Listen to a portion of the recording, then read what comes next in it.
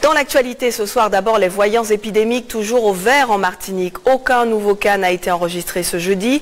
Le nombre total reste de 189. Mais de nouveaux cas pourraient venir des voyageurs qui arrivent régulièrement en Martinique en provenance de l'Hexagone. Vous le savez, désormais ils ne sont plus obligés d'intégrer un lieu de confinement collectif, mais peuvent s'isoler à leur domicile.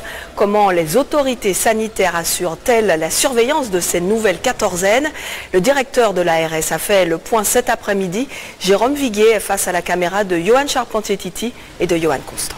Certaines de ces personnes en confinement auront aussi besoin d'un appui, et ça a été constaté dans les centres, parfois un appui psychologique, parfois un appui médical, parce qu'elles n'avaient pas forcément prévu pendant 14 jours de ne pas aller à la pharmacie, de ne pas consulter un médecin. Certaines personnes ont des maladies chroniques, certaines personnes ont des difficultés qui se révèlent à ce moment-là. C'est pour ça qu'on avait choisi aussi, non pas seulement de faire des centres d'isolement, mais de médicaliser ces centres, avec l'appui pour certains centres des médecins de l'aéroport, pour d'autres de l'Union régionale des médecins libéraux, de façon à avoir une prestation complète. Ça nous oblige à reconfigurer un petit peu l'approche, mais ça ne veut pas dire qu'il ne se passe rien, loin s'en faut.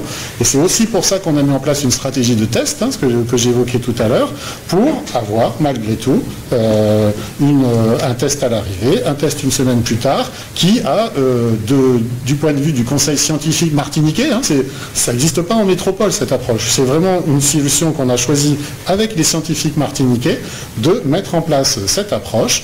Et on a choisi de le faire de façon commune avec la Guadeloupe et la Réunion pour protéger le territoire. Là, on a une approche qui est différente de la première phase, où la médecine de ville, la médecine libérale, est en première ligne et va être chargée vraiment de détecter tous ces cas le plus tôt possible, de les isoler, de façon à ce qu'on n'aille pas sur des diagnostics plus tardifs ou très sélectionnés à l'hôpital, mais qu'on soit exhaustif dans l'approche.